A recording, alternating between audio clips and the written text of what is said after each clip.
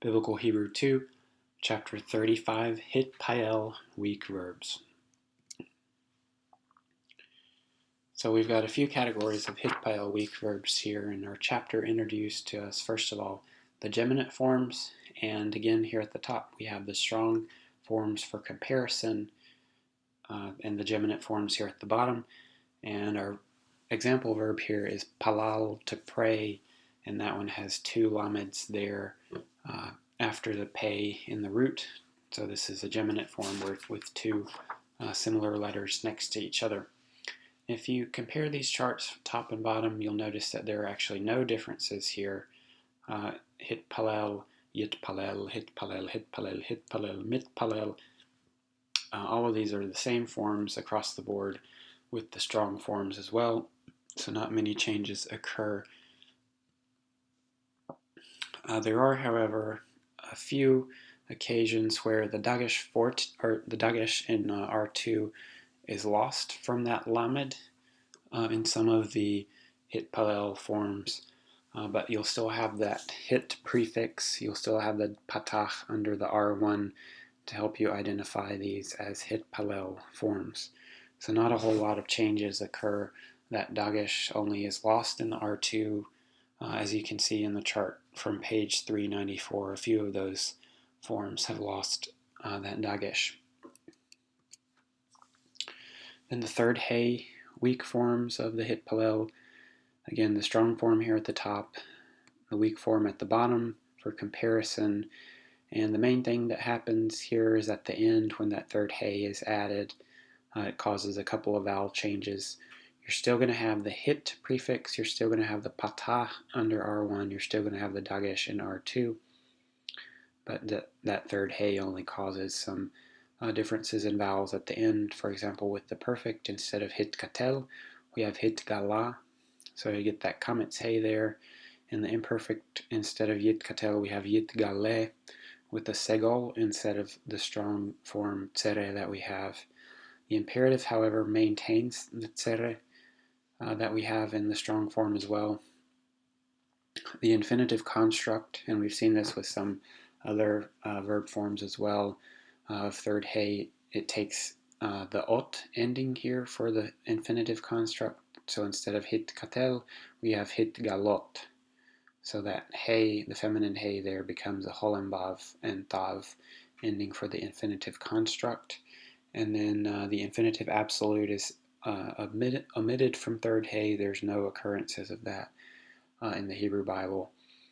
Then with the participle, we still have the mem prefix, we still have the patach R1, the dagesh in R2, we have mitgale, similar to mitkatel, except we just have the segol instead of the tsere that we have with the strong form. Then for gutturals, there's two options, two different kinds of gutturals, and we've seen this already before with the hifil forms as well. Some of them are going to have virtual doubling, some of them are going to have compensatory lengthening. So when the second root letter is a guttural, the diagnostic feature of the hitpael is to place a guttural in that R2, and so that's going to cause changes, whether it's going to have compensatory lengthening from the rejection of that guttural, or whether that or from the rejection of that dagesh, or whether the dagesh is going to be ignored and disappear and have virtual doubling, so no lengthening of the vowel to occur. So if you look across the board and compare all of these forms, the only difference is the one at the bottom has lost that dagesh from R2, but none of the other vowels have changed, so this has virtual doubling, so no compensatory lengthening. So we have hitkatel at the top, hitnahem at the bottom. The only difference is that dagesh has been lost in all of these forms because of that guttural rejecting it. And here we have an example of compensatory lengthening with the second guttural. When that dagesh comes in, it's going to be rejected, and it's going to cause the preceding vowel to be lengthened. So the example here is barach beit reish kaf.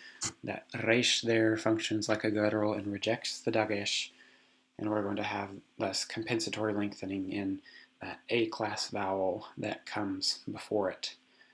So whereas in the strong we have Hitpael with the patach A-class vowel, in the second guttural form we have Hitpael with the kametz longer A-class vowel. So that change occurs in all of these forms across the board.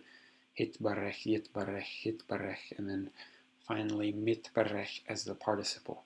So all of those forms have that lengthened A-class vowel instead of the patah due to the resh there rejecting the dagesh. And that's the only change that occurs in these forms. So at the end of chapter 35, on pages 400 and 401, there's a couple of other verb stems that are introduced, which are extremely rare, and these stems actually come into Hebrew from other Semitic languages, and every now and then you'll come across a handful of these, usually reading rare poetry in the Hebrew Bible that show the influence of those other Semitic languages. So one of these is called, for example, the Hitpael stem, and it's basically the same as a Hitpael stem, except it's given this own title for forms of biconsonantal or geminate verbs. So, for example, the term or the verb that we're looking at here in this first chart here, Hitpael, is hitromem, and there's a lot of stuff added around a root that is only resh mem here, to exalt, rum, to exalt. So the root resh mem, first of all, has that hit prefix. It has a holon vav added into the middle, and then that mem is also doubled with an explicit second mem added to the ending to give us hit romem. So if you say that out loud, it sounds like hitpael, hit romem. So the keys here are adding the holon vav and adding or doubling that R2, and actually literally doubling it by adding a second letter and not adding a dagesh, as sometimes we do when talking about doubling. So every now and then you may come across Hitpael verb.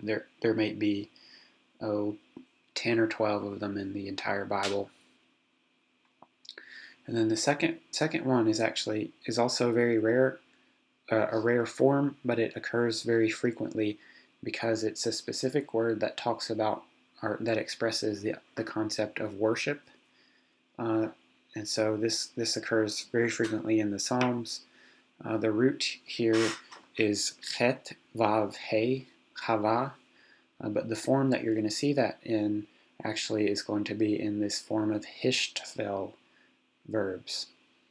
And in the hishtfel verbs, all of that hisht at the beginning is going to be part of the prefix. So if you look at the hishtfel perfect of this verb at the bottom there, the actual root chet, vav, he is the last three letters of that form, and the hisht at the beginning is part of the prefix. So a lot of baggage added there to the beginning of the word to give us this hishtfel form. And I think this is one of the only verbs that this form occurs in the Bible. So very rare, but this specific term to worship is not rare, so you're going to see this frequently when reading the Bible. So whenever you come across this hishtachava verb, you need to know that the chet, vav, he here at the ending is actually the root, and the hisht at the beginning is part of the prefix. So this one looks a lot like the Hitpael forms, except it has the shin there coming in between the he and the tav in that hit prefix. So across the board here we have hishtachava, yishtachave, hishtachavu, hishtachavot, and then mishtachave. So because of this beginning part being so unique with this hisht prefix, it should be fairly simple to identify these and pick out the ending of this verb as that worship verb that expresses that concept that for whatever reason occurs in this extremely rare form in the Hebrew Bible. Then vocabulary for chapter 35, barzel, iron, ed, witness, tzara, distress, anxiety, trouble, shor, ox, bull, cow, shulchan, table, tefillah, prayer.